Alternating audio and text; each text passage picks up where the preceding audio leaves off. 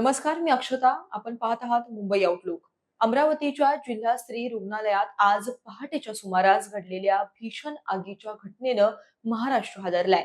रुग्णालयाच्या 3ऱ्या मजल्यावरील नवजात शिशु अतिदक्षता विभागात अचानक आग लागली. या दुर्घटनेत 3 नवजात बालकांचा धुरामुळे गुदमरून दुर्दैवी मृत्यू झालाय. आग लागल्यानंतर रुग्णालयातील डॉक्टर, परिचारिका आणि कर्मचाऱ्यांनी तातडीनं हालचाली करत इतर बालकांना कक्षाबाहेर काढण्यात आलं.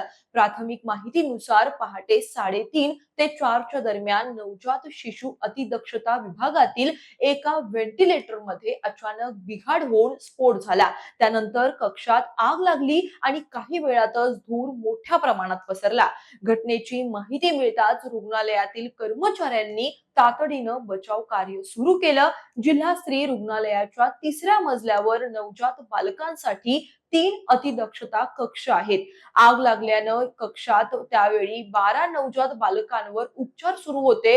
आग आणि धूर लक्षात येताच कर्मचाऱ्यांनी बालकांना सुरक्षित ठिकाणी हलवण्यास सुरुवात केली. मात्र या प्रयत्नांदरम्यान 3 नवजात बालकांचा धुरामुळे गुदमरून मृत्यू झाल्यानं चिमुकल्यांच्या कुटुंबियांवर दुःखाचा डोंगर कोसळलाय. आगीतून वाचवण्यात आलेल्या काही चिमुकल्यांच्या पुढील उपचारांसाठी सुपर स्पेशालिटी रुग्णालयात त्यांना हलवण्यात आले. 4 बालकांवर उपचार सुरू असल्याची माहिती आहे. त्यापैकी एका बालकाची प्रकृती सध्या चिंताजनक असून त्याच्या हाताला आणि पायाला भाजल्याचं डॉक्टरांनी सांगितलंय. अन्य काही बालकांना किरकोळ भाजल्याची माहिती आहे. ते 2 वर्ष आधी झालं होतं म्हणून नवीन बिल्डिंग, नवीन सगळं.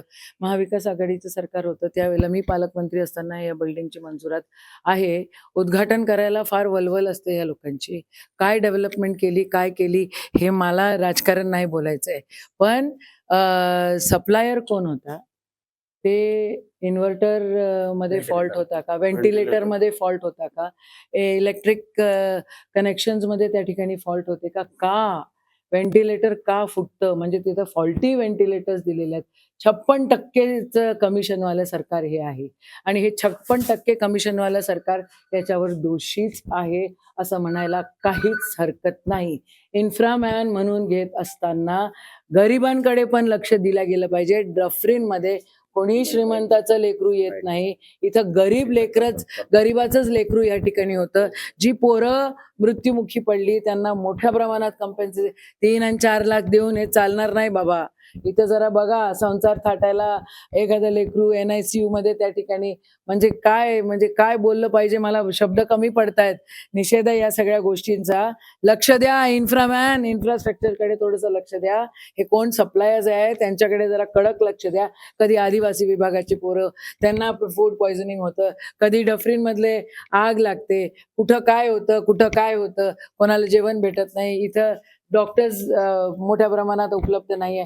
हे सगळं बंद करा. हे 56% कमिशनचं सरकार आहे असा माझा थेट आरोप आहे.